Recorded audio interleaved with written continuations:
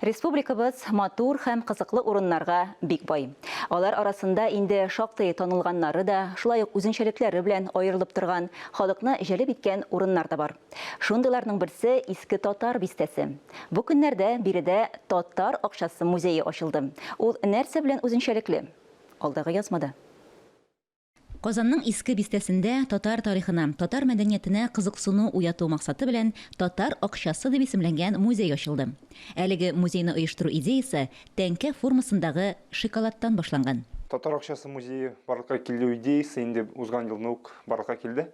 Ул да булса без зур юбилей биргә биттек Алтын Урданың 750 еллыгы. Бу уңайдан без балаларга тарихны аңлатыр өчен мондый шоколадлар чыгардык тәңкә формасында. Һәм бу шоколадларны балаларыбызга тараттык һәм шоколадны ашап утырган вакытта дустым Артурның башына бер идея китереп сукты. Бәлки безгә татар акчасы музей ачыргадыр. Һәм без бу идеяга шул кадәр яндык, шул кадәр көйдек дип әйтик инде. Ярты ел эчендә коллекция җыйдык, әйме? Без татар акчалары тарихын күрсәтергә теләдек, әйме? Үзебезнең тарихка кагылу мөмкинлеген булдырырга теләдек. Һәм бу музейны тормышка ашыру эшен башладык. Һәм менә Аллага шөкер, бу көннәрдә музейбыз ачылды да. Музейны ике татар активисты Артур Галимҗанов һәм Наил Нәбиуллин үз акчаларына ачкан. Экспонатлар да берничә ай дәвамында тупланган. Акчаларны төрле базарлардан, интернет кибетләрдән җыйганнар, кайберләрен бүләк итеп бирүчеләр дә булган. Әлеге музейда Алтын Урда чоры акчаларын күреп, аларның аңлатмалары белән дә танышып була. Шулай ук борынгы акчалар турында мәгълүмат язылган китаплар да урын алган. Биредә безнең музейбезнең иң мөһим өлеше булып тора булса иске акчалар, безнең ханлыклар акчалары мәсәлән, биредә безнең көмеш кисәкләр күрәбез. Ул да булса Болгар чорына карый, менә шундый кисәкләрне кулланганнар, әйме, акча буларак. Мәсәлән, монда без Хәзәр хаганлыгы чорындагы акча күрәбез. Ул Ирак дәүләтендә басылган һәм безнең халкыбызда йөргән. Шулай ук монда Токтамыш хан, Җанибек хан, Үзбәк хан акчаларын да күрәбез, чөнки нигездә Алтын Урда дәүләтенә карый торган тәңкәләр бик күп. Аларның күпчелеге Сарай шәһәрендә һәм Болгар шәһәрендә басылган.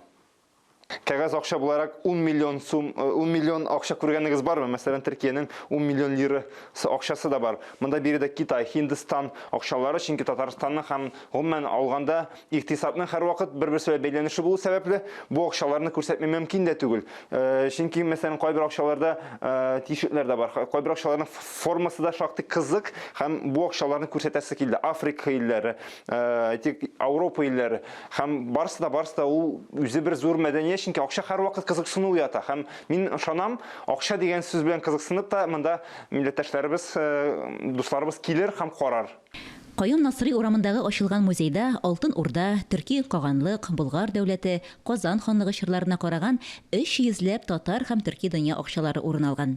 Коллекциядагы иң борынгы тәңкәләр 8нче гасырга карый. Шулай ук Кытай, Америка Кушма Штатлары, Төньяк Корея, Гарәп илләре акчаларында күрергә була. Экспонатларның иң борынгысы 736 елгы Хәзәр каганлыгы чорына караган тәңкә. Инде татар тәңкәләре аша без бабаларыбызның кемнәр һәм нинди дәүләтләр белән бәйләнешләре булганын да күрә алабыз. Аеруча кызыксыну уята әлбәттә безнең Татарстан һәм үзебезгә кызык. Татарстанның нинди генә юбилей акчалар чыкмаган икән. Мәсәлән, быел безнең ТАССРның 100 еллыгына багышлап та Үзәк банк менә шундый акчаларда чыгарды. Музейның ачылышы да юкка гына түгел. Быел бит инде безнең зур юбилейлар чоры. ТАССРның 100 еллыгы, Татарстан Республикасы суверенлыгының кабул итүенең декларация кабул итүенең 30 еллыгы. Һәм бу музейның ачылуы республикабызга, халкыбызга әлеге юбилейлар уңайыннан кичкенә генә бүләге бездә. Татар акчасы музее чын мәгънәсендә тарихка кагылып карау мөмкинлеге. Һәркем бирегә килеп, тарихи тәңкәләрне карап, милли үз аңын ныгыта. Шулай ук башка халыкларның тәңкәләре белән дә таныша ала. Шунсын да әйтергә кирәк. Иске Татар бистәсе ул Казанның тарихи үзәге. Татар акчасы музееның да биредә ачылуы һичшиксез халыкның, туристларның игътибарын һәр даим үзенә җәлеп итәр. Шулпан Амири, Ирек Хамидуллин, Татарстан яңалыклары.